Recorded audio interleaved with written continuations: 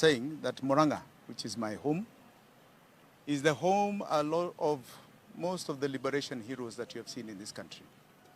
In the first liberation, you had heroes such as James Buta, Kariuki Njiri, who gave up his seat for Jomo Kenyatta. In the second liberation, you had heroes in Ken Matiba, in Charles Rubia. This is the home of radical politics, of change, of revolution for the benefit of the greater good of Kenyans. This is my home, and I'm proud to be and have come from Murang'a. I am proud to be associated in a struggle now that is the third liberation, and I can assure you it is going to begin from here, Murang'a. What you've been seeing in the country, nobody has seen anything yet. Ngojea mutaona. Ngojea mutaona. I have called our movement Itweka. Itweka is a generational change of leadership. Itweka means this is now an end of what you have known as normal. It is an end of a regime. It is the end of leadership that you have been seeing all around this country.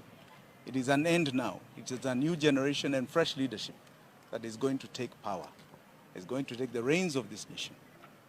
76% of this country are young people under the age of 37. When are they going to wait to take power? Today, everybody tells them that you're getting a third. 30% of what? They are 76% of the nation of Kenya. If they are 76, the government that is here today and here tomorrow must be reflective of the people that it is governing. This government should have 76% of its population under the age of 37. This is Itweka.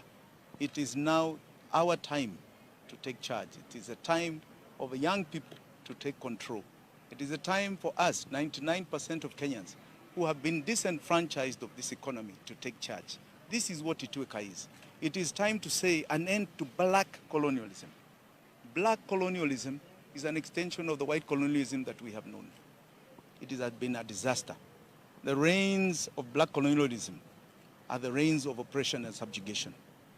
That now has come to an end. This year, 2022, it comes to an abrupt end. Governance will be very different. It will be by the people, for the people, and for all the people, not some of the people. I have said here that we have an economy that is battered. An economy and a government that you have seen this week in their budget that is literally bankrupt. Bankrupt. That is the result of Jubilee government. That is the result of Uhuru Kenyatta's reign. A reign that has left a government bankrupt. After spending 17 trillion over 9 years, there's been no rising incomes, there have been no new jobs, it is just depression. 38 of 100 people were hungry when you took power, Mr. Uhuru. Today, 63 of 100 are hungry. That is your scorecard. These are facts. And you have a lot to account for. That accounting we have asked.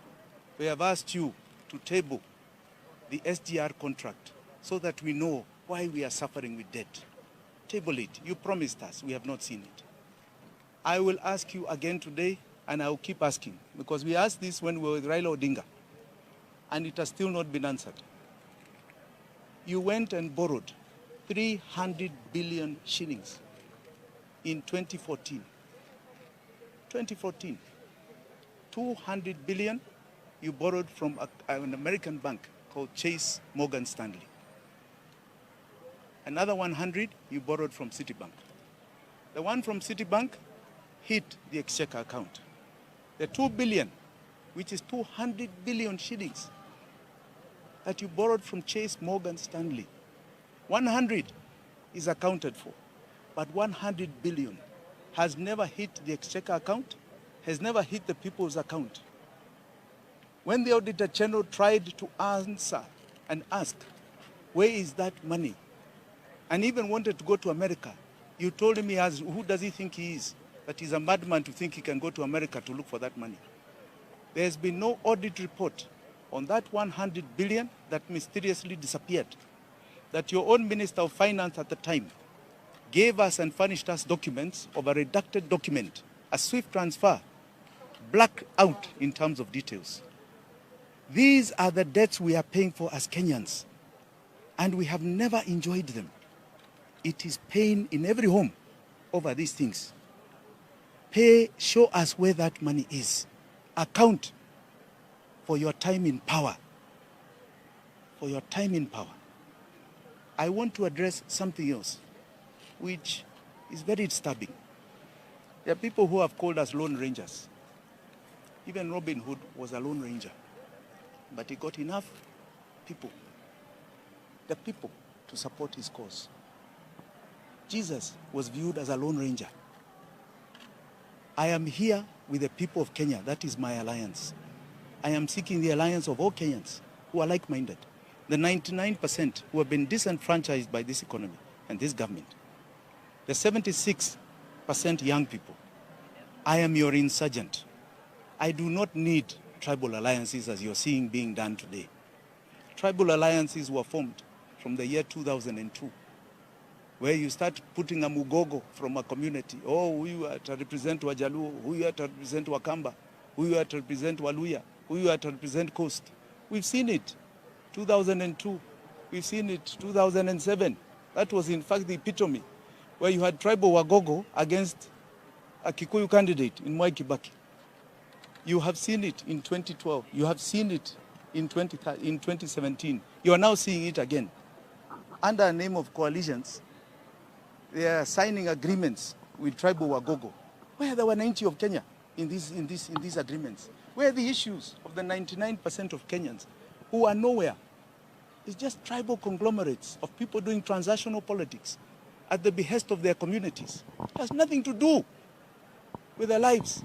It has nothing to do with the issues that are there at hand. Nothing. They'll pretend now because I have said this. Maybe we have said about this, about that. It's rubbish. It is tribal conglomerates. I call on Kenyans to reject them completely.